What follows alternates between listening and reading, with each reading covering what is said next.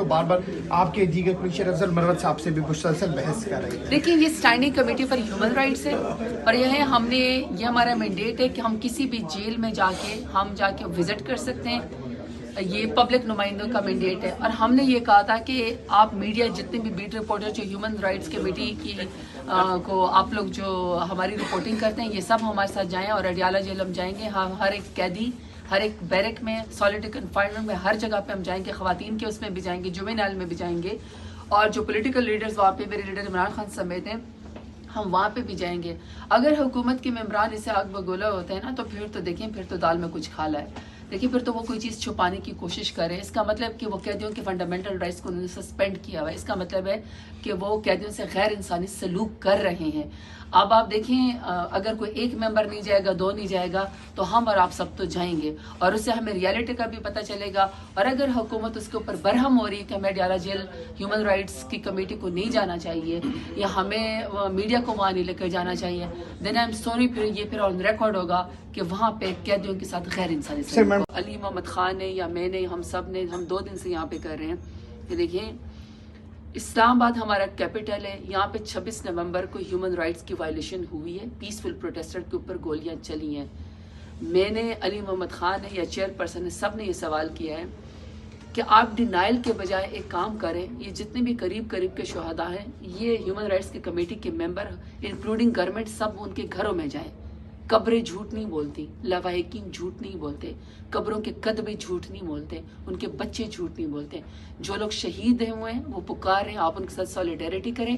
اور جو law enforcement جتنے بھی ایجنسیز انکلوڈنگ اسپیشلی یہاں پہ پولیس, انٹیریئر منسٹری, وہ یہاں پہ آئیں. ہم نے وہی سوال کیا کہ آپ ہمیں بریفنگ دیں, ہمیں کمپریہنسو رپورٹ چاہیے کہ 26 نومبر کو آپ نے پیسفل پروٹیسٹر کے اوپر گولی کیوں چلائی ہے. یہی علی محمد خان کا, میرا یا چیئرپرسن صاحبزادہ صاحب کا یا جتنے بھی ممبران تھے ان سب کا ہونا تھا. اور ہم سمجھتے ہیں کہ ہیومن رائٹس کی جو منسٹری ہے یہ ان کا فرض ہے. اور جو میں نے ان سے سوال کیا کہ 13 سال کے 7 سال کے بچوں کو یہاں پہ جو وہ پیسفل پروٹیسٹر اٹھا لیا جاتا ہے اور ہم دیکھتے ہیں خواتین کو گھسیٹا جاتا ہے, کیا ہمارے یہ جو ہیومن رائٹس کے کمیشن ہے جو under ministry of human rights کام کرتے ہیں کہ یہاں وہاں پہ گئے کہ انہوں نے کوئی نوٹس لیا, انہوں نے کوئی ڈیٹا لیا, کوئی ان کی پولیس سے بات ہوئی کہ یہ آپ پیسفل پروٹیسٹر کو, بچوں کو کس طریقے سے اٹھا کے لے کر جاتا ہے اور خواتین کو. عمران خان نے ایک ٹائم فریم دیا 31 جنوری کا, ٹھیک ہے, تو آپ کو کیا لگتا ہے کہ اس ٹائم فریم کے اندر پی ٹی آئی مذاکرات کمپلیٹ کر لیں گی حکومت؟ نہیں دیکھیں ظاہر بات ہے مذاکرات تو ایک بڑا پرولونگ, بڑا ایک لینتھی پروسیس ہوتا ہے. اور ظاہری بات ہے جس جو فورم ہے جو کمیٹی مذاکراتی کمیٹی ہماری طرف سے, اس میں تو بڑے سیریس کنسرن ہیں ہمارے, جس میں ہم 8 فروری کا بھی چاہتے ہیں کہ الیکشن کیوں چوری ہوا ہے, عوام کا مینڈیٹ کیوں چوری ہوا ہے. 9 مئی کا بھی ہم جوڈیشل کمیشن چاہتے ہیں کہ کیوں ایک 9 مئی کی آڑ میں پورے پاکستان کو اور پورے پی ٹی آئی کو ختم کرنے کی کوشش کی گئی ہے. ہم 26 نومبر کا بھی جوڈیشل کمیشن چاہتے ہیں کہ نہتے لوگوں کے اوپر ڈی چوک میں اسلام آباد میں سانحہ کیوں ہوا, کیوں نہتے لوگوں کے اوپر جو ہے وہ گولیاں چلائی گئی جبکہ وہ پاکستان کا ہی نعرہ لگا رہے تھے. پھر اس کے بعد جو ہے 26 آئینی ترمیم کے بارے میں بھی ہم بات کرنا چاہتے ہیں. اور ہم یہ بھی بات کرنا چاہتے ہیں کہ جس طرح پاکستان میں سب فنڈامنٹل رائٹ سسپینڈ ہے, میرے لیڈر عمران خان سمیت, ورکر سمیت دھڑا دھڑ ہر روز مزید بوگس کیسز ہوتے ہیں. اور جب فرد جرم بھی عائد ہوتی ہے تو لوگ بھی موجود نہیں ہوتے اور پیچھے سے سزا سنائی دی جاتی ہے. دوسرا یہ کہ انڈر ٹرائل بہت سارے ایسے لوگ ہیں جن کو ابھی تک بیل کی ضمانت بھی نہیں ہوئی ہے. تو یہ تو بہت سارے سیریس سوال ہیں جو مذاکراتی کمیٹی نے ایڈریس کرنے ہیں.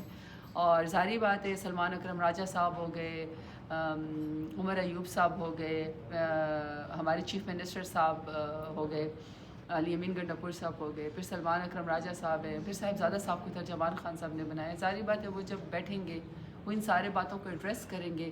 پھر صاحبزادہ صاحب بھی ترجمان ہے, وہ پھر آپ کے آگے انشاءاللہ وہ بات کریں گے. لیکن میں یہ سمجھتی ہوں کہ کوئی نہ کوئی کنکلوژن وے آؤٹ اس طرح نکلنا چاہیے کہ پاکستان کی سب سے بڑی پولیٹیکل پارٹی پاکستان تحریک انصاف کو اور پاکستان کے سب سے بڑے پاپو لیڈر عمران خان کو آپ مائنس نہیں کر سکتے. ہمارا مینڈیٹ ان کو ایکسیپٹ کرنا پڑے گا.